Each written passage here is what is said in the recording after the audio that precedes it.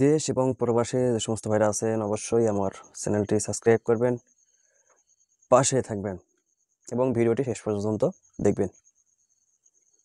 বাংলাদেশ জামাত ইসলামী কেন্দ্রীয় কমিটির সদস্য অধ্যাপক মিয়া গোলাম পরোয়ার বলেন, এইবার আর জনগণের ভোট টাকায় কেনা যাবে না।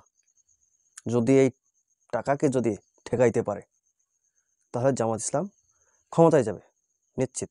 প্রশাসনের উপরে দৃষ্টি আকর্ষণ করে বলেন যে আপনারা নিরপেক্ষ থাকবেন। ওসি, ডিসি, ইউনো, এসপি জাতীয় নির্বাচনে নিরপেক্ষ থাকবেন। আর সেটা যদি হয় তাহলে জামাত ক্ষমতায় যাবে।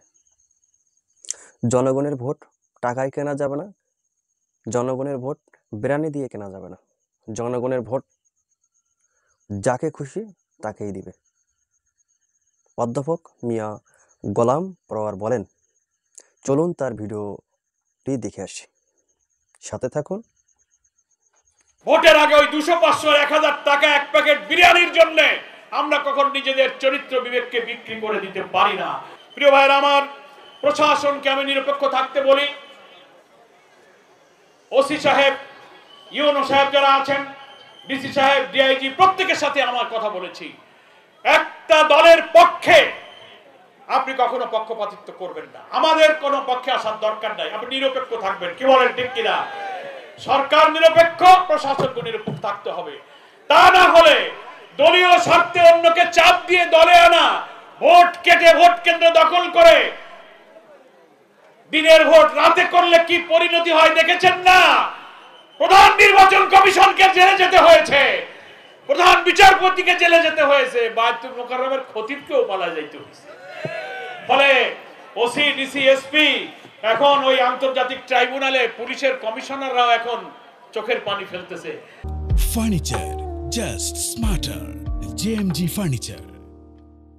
এবারের নির্বাচনে যদি ভোট ডাকাতির চেষ্টা করেন, আপনাদেরও কিন্তু ওই পরিণতি বরণ করতে হবে। জনগণকে আপনারা নিরপেক্ষভাবে ভোট দেওয়ার জন্য আপনারা সাহায্য করবেন।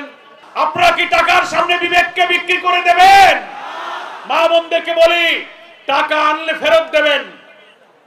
সারা বছর কোনো খোঁজ নাও নাই, অভাব অনটন, দুঃখ কষ্ট, বিল ডাকাতি, পানি ডুবে গেল, অভাব অনটন গেল, দুর্যোগ গেল, হাজার হাজার লোক জেল খাটলাম, আন্দোলন করলাম।